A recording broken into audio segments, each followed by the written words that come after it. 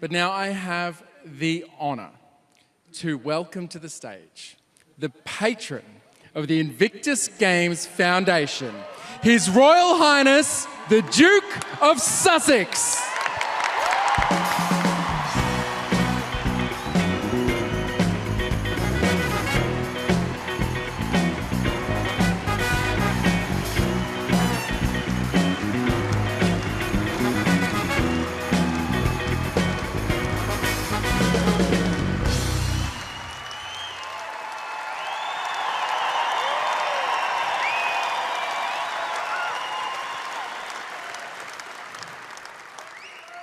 Hi guys.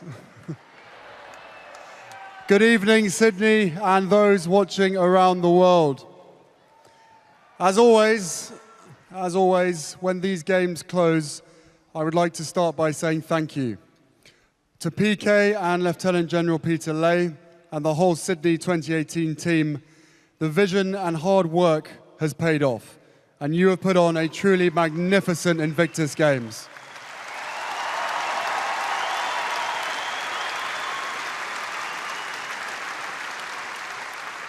Thank you for being our partners over the last couple of years, and our team at the Invictus Games Foundation, especially Dominic Reed and Rose Hall for their tireless efforts and hard work.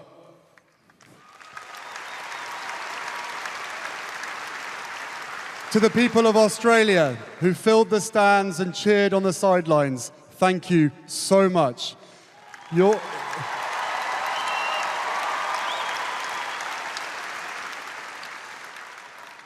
Your energy powered our competitors all week, and you made these games your own by creating a typically Aussie atmosphere. To the friends and families who got our competitors to the start line and applauded them all the way to the finish line, thank you.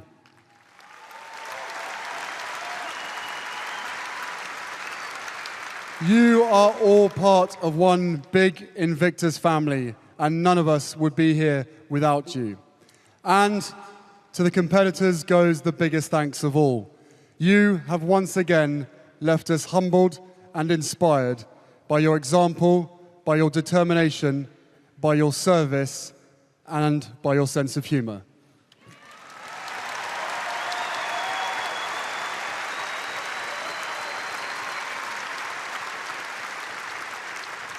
Last Saturday, I spoke about how you were part of the Invictus generation.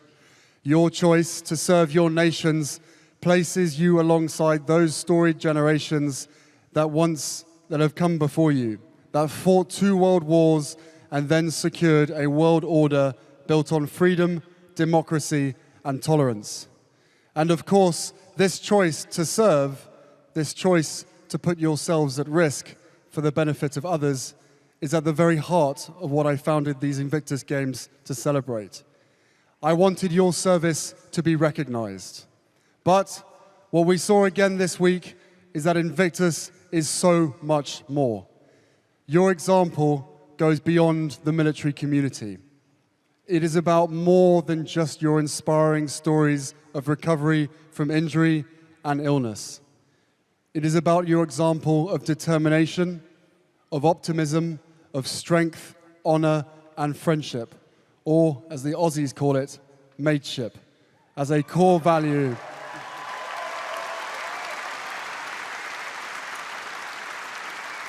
As a core value that has the power to inspire the world. When we saw Paul Guest and Edwin Vermeulen support each other through Paul's struggle with post-traumatic stress on the tennis court in front of a large audience, we saw what mateship really looks like.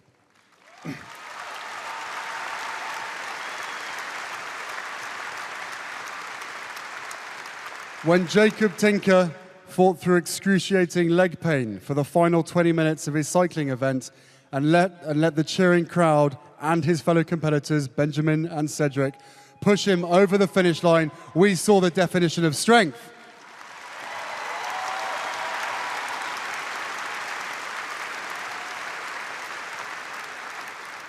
When you saw Hannah Stolberg crossing the finish line on a bike which belonged to a late fellow serviceman whose values she strives to emulate, you witness the real meaning of honor.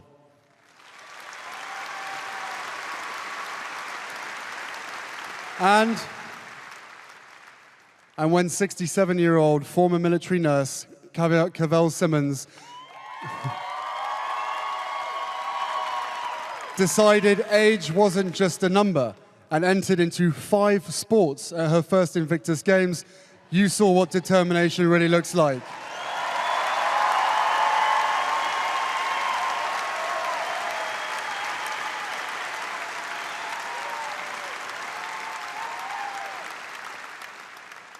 These men and women are role models.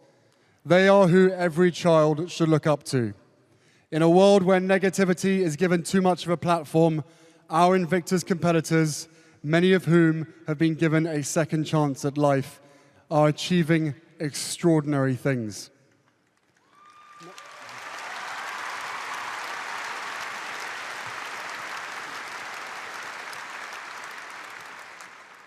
Now, a lot of exciting labels get attached to these guys and girls who compete in these games.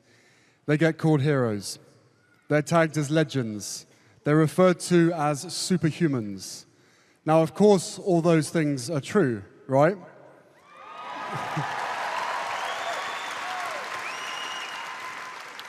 Well, I believe that the real power of their example is that they are not superheroes. Sorry to break it to you guys. Because as you have witnessed this past week, what they are achieving isn't impossible, nor is it magical. You have seen it happen before your very eyes because these competitors have made it happen. They are men and women who have confronted a challenge and overcome it. They are ordinary people doing extraordinary things.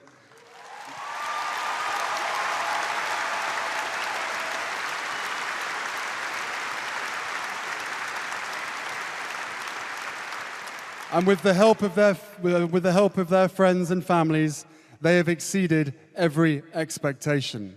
That is something we can all aspire to.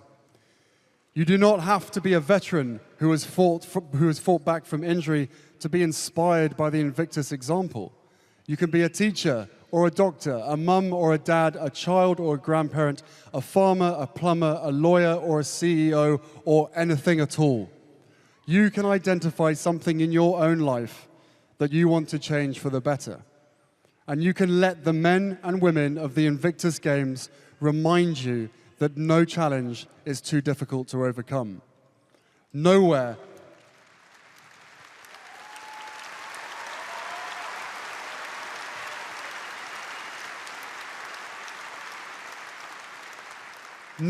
is that truer than in the area of mental health.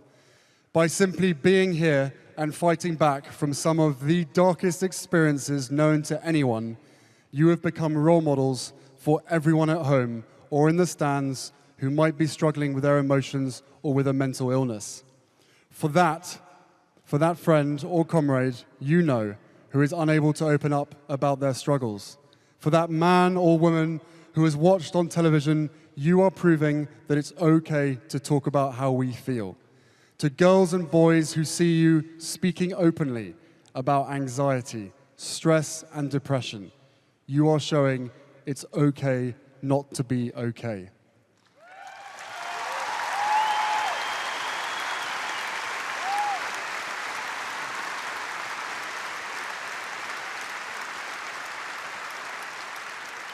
And most importantly, you are showing us all that it's okay to ask for help. Asking for help is courageous. It will improve your life and lives of those around you immeasurably. In the moment you admit that you are struggling, you take that first step towards a better future for you and your friends and your family. You allow those around you to show you the love and concern that is central to the cure. I've been there, you've been there, and we now need to reach out to those who can never imagine themselves in that place. I hope the ethos of these games has also shown you that we all have mental health, just as much as we all have physical health. I hope you have seen that our mental fitness is even more important than our physical fitness, because without it, we cannot survive, let alone thrive. So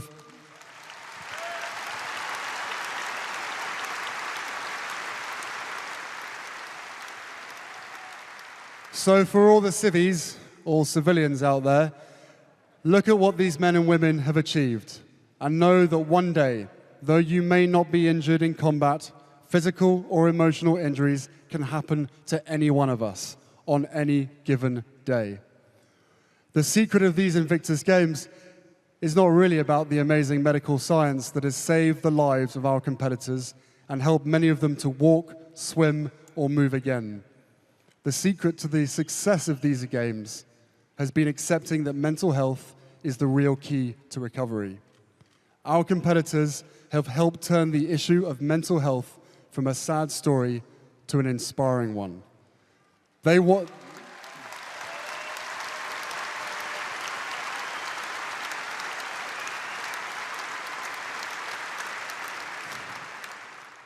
to live rather than just be alive. When you accept a challenge as real, you can have hope. When you understand your vulnerability, you can become strong. When you are brave enough to ask for help, you can be lifted up. You can start living, doing, feeling, not simply surviving. And when you share your story, you can change the world. And I can't think of a better way to continue serving your country. I am so proud to call you my friends and my Invictus family. You are the Invictus generation, and you are showing us all that anything is possible.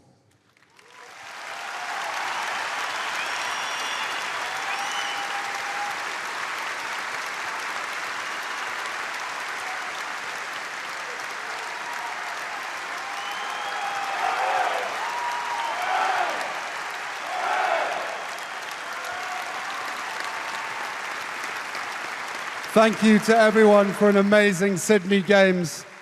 We'll see you in the Netherlands in 2020.